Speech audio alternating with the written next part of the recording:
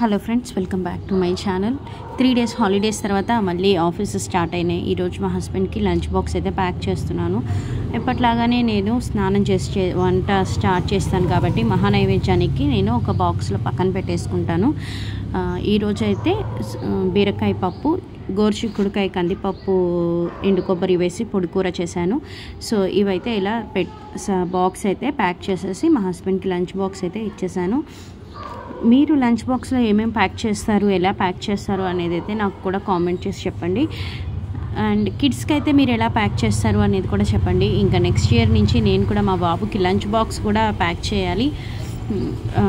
So మీరేం pack చేస్తారు కిడ్స్కి అయితే అనేది కామెంట్ చేయండి.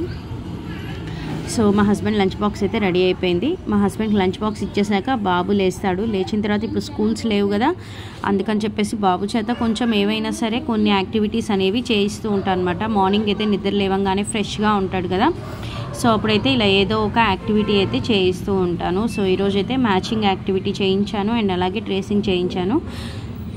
సో ఇది అయిపోయిన తర్వాత మేమిద్దరం టిఫిన్ తినేసి వాడికి స్నానం అయితే చేయించేసాను అనమాట.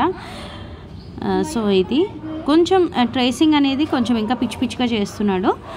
సో దానికి కొంచెం హెల్ప్ అయితే అవసరపడుతుంది. మీరు ఇంట్లో పిల్లల్ని సమ్మర్ కదా ఎలాంటి యాక్టివిటీస్ చేయిస్తున్నారు అది కూడా కామెంట్ చేసి చెప్పండి. నేనైతే రోజు ఏదో ఒకటి వాడికి బోర్ కొట్టకుండా డిఫరెంట్గా చేయిస్తూ ఉంటాను, లేకపోతే అంత పిచ్చిగా అల్లరి చేస్తాడు, ఒక రొటీన్ అనేది లేకుండా, ఒక స్ట్రక్చర్ లేకుండా.